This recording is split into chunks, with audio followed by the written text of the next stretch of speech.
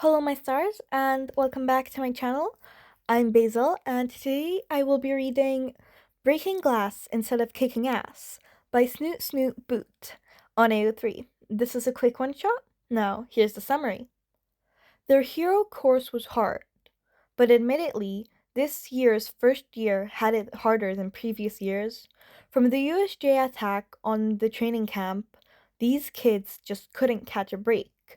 At least they were all coping with their stress fairly healthily. Except, of course, Izuku Midoriya. His eye bags just kept getting darker and darker, and his stuttering became more frequent, and yet he still wouldn't talk to anybody. Then, one seemingly random morning, he walked into homeroom looking happier than he had been in days. The hero course was hard, but admittedly, this year's first years had it harder than previous years. From the USJ to the attack on the training camp, these kids just couldn't catch a break. And on top of all of that, they had regular schooling as well. The hero course kinda sucked. At least the kids had their coping mechanism, stress relievers. Everybody relieves their stress differently, leading to some perfect combinations where Sato, chronic stress baker, and Aoyama, chronic stress eater, combine forces. The dorms the night before a hero law and ethics test briefly smelled amazing before every delicately crafted baked good was shoved into Aoyama's mouth. At least it wasn't cheese again. Bakugo and Kirishima are another weirdly good combination. Bakugo is a stress sparer, leading to many disintegrated punching bags. It wasn't long before Kirishima figured this out, and casually started inviting Bakugo to spar with him whenever he got too tense. But after Hound Dog had a wellness day with all the kids, Kirishima took up meditating to clear his stress from his mind. This all culminated in one unfortunate moment of Aizawa strolling into one of the sparring gyms to see Bakugo casually baiting up a corked-hardened yet eerily calm Kirishima. Clearly, some stress combinations are better than others. At least, they were coping in a relatively healthy way. They also all accepted help and helped others in return. All of them, except 1A's resident problem child, Izuku Midoriya. He would always make sure that Sato had enough flour or eggs for his baking endeavors, or that Kirishima had a relatively quiet environment to meditate in. But any time any of his classmates tried to return the favor, he would assume that he didn't need anything, even when they could all tell he obviously needed it, and was wringing his hands and stuttering more than usual. He would just turn them down.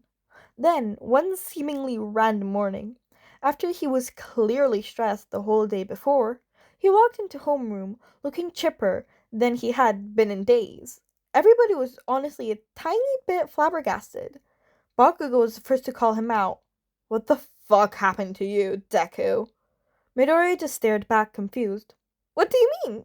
Do I have something on my face?" he said, feeling his face. "No! You look great!"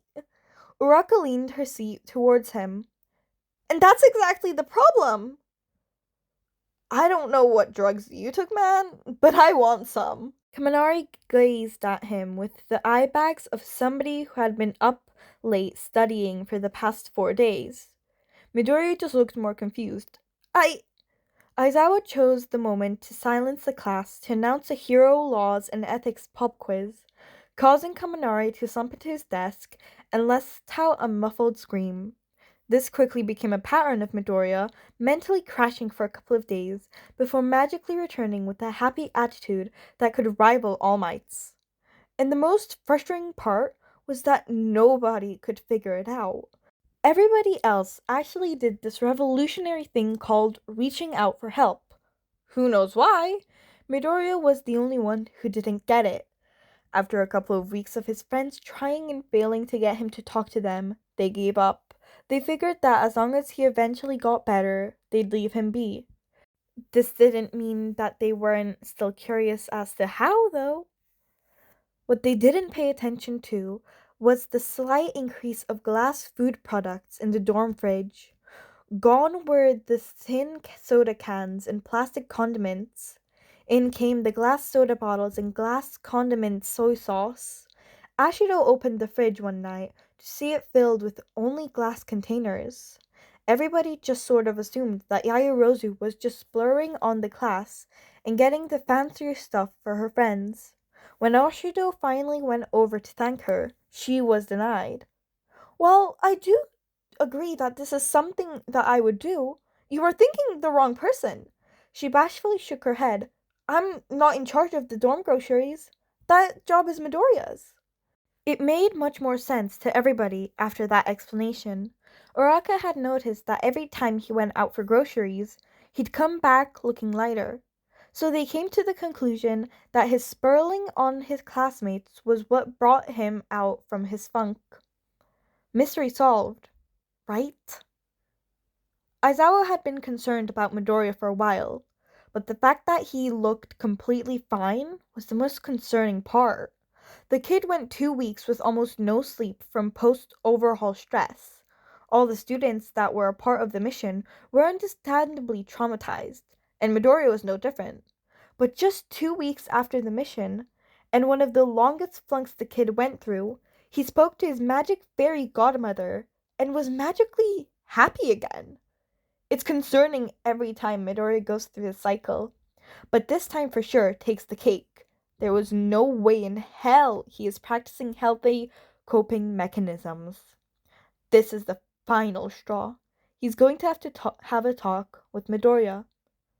Just be gentle, because the kid has had a fear of authority since day one, and the kid just started to trust him more. Out of all the classes that Aizawa taught Midoriya in, which was admittedly not many, he seemed most comfortable in his hero law and ethics class. The plan was set. Once the dismissal bell rang, he was quick to call Midoriya back. The kid threw a second glance back at his friends, who gave him a thumbs up before he made his way over to the teacher's desk. Take a seat. I don't want you to miss much of your third hour, so I'll make this quick. He spoke dryly. Midoriya looked terrified at the statement, but he was trying to cover it up. Aizawa tried to sound more sincere with his next words. Are you okay, kid? Midoriya let out a small sigh of relief. Yeah, I'm okay. Do I seem like I'm not? He gave him an easy smile. Aizawa was not fooled. No offense, kid, but most people don't flip a happy switch after a 2-week-long low. I'm fine. His smile hardened. Kid. No, I'm fine. He pushed out of his seat. Why do people never believe me? Suddenly conscious of his outburst, he opened his mouth to apologize. Aizawa beat him to it. All right, Midoriya. Sorry for bothering you. You're free to go to class. Midoriya paused, as if unsure. He regained his composure and walked away. Yeah, that wasn't convincing at all. I'm fine, my ass. Midoriya really needed to empty out his glass bin, but he felt weird speaking to Aizawa after his outburst, which he felt was completely justified. There was literally nothing wrong with his mental state. Aizawa tended to sit in the dorm commons while grading, so he decided that he'd just summon all his courage and ask him then. After the class dinner, which Yaoyorozu insisted on having 8 every night, he took his chance. Hey, sensei. Aizawa looked up from his papers. Do you mind if I take out the glass bin? The bin seems to fill out very quickly these days. He raised a skeptical eyebrow at him. Yeah, 20 teenagers use a lot of groceries. Midoriya let out a nervous laugh. Aizawa gave a couple of seconds to consider it before answering. He was being sketchy about the glass bin for literally no reason. All right, as long as you take a friend. Midoriya rolled his eyes. Sensei, I'll be fine, I promise. Don't fight me on this, kid. Aizawa gave him a hard stare. You know I can't let you do that. Bring a friend, or I get to supervise. When Aizawa had heard that Midoriya set up a glass recycle bin in the dorms, he didn't think much of it. The kid had a massive savior complex, so he would be the type of kid to recycle to save our Earth or whatever. But now that the kid's being so sketchy about a literal glass bin, he's having second thoughts on the nature of the bin. Midoriya scanned the comments, almost nervously, for a friend to take with him. Aizawa frowned at that. He had been doing so well lately with interacting with his classmates. Why is he backtracking now? Midoriya's eyes finally land back on his. He was resigned to his fate. Would you come with me, Sensei? The kid looked weirdly determined just take out the garbage. Aizawa let out a deep, tired sigh. Sure, kid. Let's go. He looked over at the rest of his kids, who were just lounging around in the commons. I'm leaving for 10 minutes at most. Don't die. Once he heard everybody agree to his terms, Midoriya grabbed the bin and led the way. It did not take Aizawa long to figure out they weren't going to the dumpsters. Midoriya kept giving him unsure side glances, and he kept pretending not to notice them. He was intrigued, so he didn't call him out on the misdirection. Where the hell are you leading me, kid? The path he had diverged on led into the woods on the edge of campus. The dirt path they were following slowly disappeared into sticks and dead leaves. They kept going down the path until they came upon a pile of trash and scrap metal, all piled around a car shell. He assumed it was probably an old support course scrap pile. This trash hole seemed to be Midoriya's destination, because of course it was. He stopped a couple of feet before the pile and finally turned to look at his teacher. So, Midoriya seemed to be struggling for words. Do what you have to do, kid. He didn't really know what was happening, but he trusted him nonetheless. Midoriya seemed much more at ease with the answer and turned back towards the glass bin. He dumped it onto the trash pile, reached down, and pulled out a metal crowbar. Aizawa wasn't sure what was going to happen, but he didn't expect Midoriya to essentially play baseball with glass bottles. Some bottles broke once they made contact with the crowbar. Others were launched into trees and shattered upon impact. After a couple of very dangerous home runs, Midoriya looked back at his teacher to see if he was going to be told off. Instead, Aizawa handed him his hero goggles for eye protection. Midoriya took them and grinned, and then proceeded to dump the bin onto the ground and beat the shit out of the bottles. Overall, it was very destructive. As Midoriya's homeroom teacher, he probably should have stopped him. But he looked like he was getting all his anger out as he pulverized a particularly hard grape marble soda bottle into the ground. Did he just yell Texas, Matt? The homemade rage room experience went on for several minutes. After the kid ran out of bottles, he started to hit other miscellaneous junk pile items, going especially hard on the car shell. He hadn't noticed before.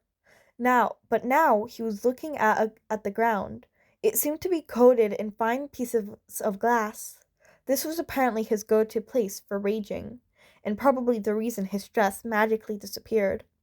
Eventually, he started slowing down, and his beating became less violent. He stood over the smashed carcass of his victims, with his posture slumped over. God, the kid looked exhausted. You good, kid? He said, stepping towards him. Midoriya walked towards him, sat on a non-glass layered part of the ground, and screamed into his hands. Aizawa chuckled, sitting next to him. Yeah, I bet you needed that. They sat in a silence for a couple of minutes, while Midoriya was catching his breath before Aizawa spoke up. I guess I don't have to wonder how your stress magically vanishes anymore. Midoriya leaned up to look at his teacher. I'm sorry. For what? You have nothing to apologize for. Midoriya shook his head back at him. I lost my composure and yelled at you earlier. He looked down at his fidgeting hands. It wasn't very heroic. Aizawa's gaze softened. Kid, look at me. You don't have to be sorry. I pushed you, and you were clearly uncomfortable with it. If anything, I should be the one apologizing. Midoriya opened his mouth to protest, but Aizawa beat him to it. No, I should. I'm sorry, Midoriya. His student glared back at him but didn't deny the apology, so he'd take it as a win. His student still looked unsure of the situation. What? Why don't you think of all of this is weird? You didn't even question it when I pulled out the crowbar. Aizawa chuckled. Everyone gets their stress out differently, kid. Besides, President Mike and I frequently visit rage rooms.